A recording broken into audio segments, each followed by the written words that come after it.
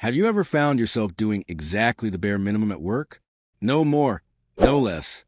Just enough to avoid being fired? The corporate world has a name for this: quiet quitting. And the mainstream media wants you to believe it's a sudden surge of collective laziness. But is it just laziness? Or is it the reaction of an exhausted body trying to protect itself from a work culture that demands everything but gives little in return? Over the next 8 minutes, we will uncover the truth behind quiet quitting. The truth that could change the way you work and the way you live. Stay until the end, because the alternative to disengagement might be your freedom. For the employee, quiet quitting is not a choice of laziness. It's a choice of mental health. Think about it. You dedicate yourself, you work overtime, you accept extra projects. What do you get in return? The same old promotion? The same salary? Recognition is insufficient. Compensation doesn't match the effort, and the pressure to be always on destroys personal life. The quiet quitter simply recalibrates their value. They realize that the emotional cost of being a star employee is greater than the financial or career benefit. It's a way of saying, I am not my job. It is self-preservation. It is the last line of defense against burnout, that state of exhaustion that turns the most dedicated professional into someone who can barely get out of bed. And this is where the criticism of the hustle culture meets its biggest enemy: the simple decision to do what is in the contract and nothing more. Now, let's be fair. For the employer, quiet quitting is a real problem. It means a drop in innovation, less flexibility, and a team operating on autopilot. The initial reaction of many leaders is to blame the new generation or a lack of drive. But this view ignores the root of the problem.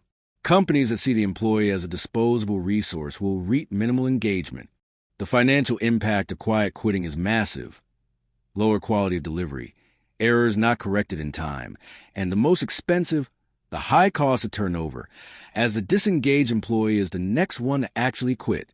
The myth is that productivity is linked to hours worked. The truth is that real productivity is linked to engagement and autonomy. An employee with clear and respected boundaries is, in fact, a more focused and efficient employee.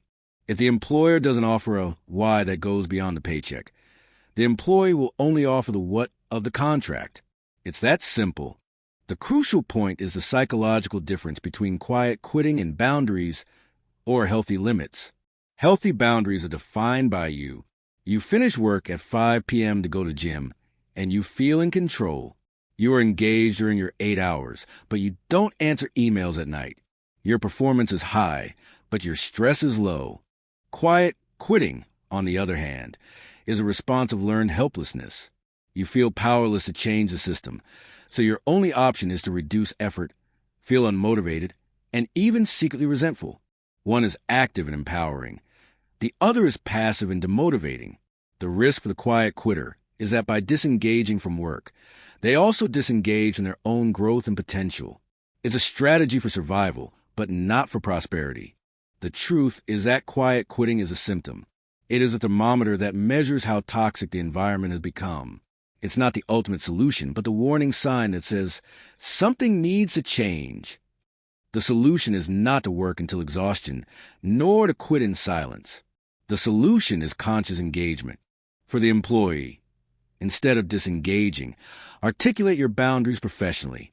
Ask for clear feedback, negotiate workload, and define your no's with confidence. Be a professional with boundaries, not a quiet quitter. For the employer, create a culture where recognition is visible, growth is tangible, and personal time is sacred.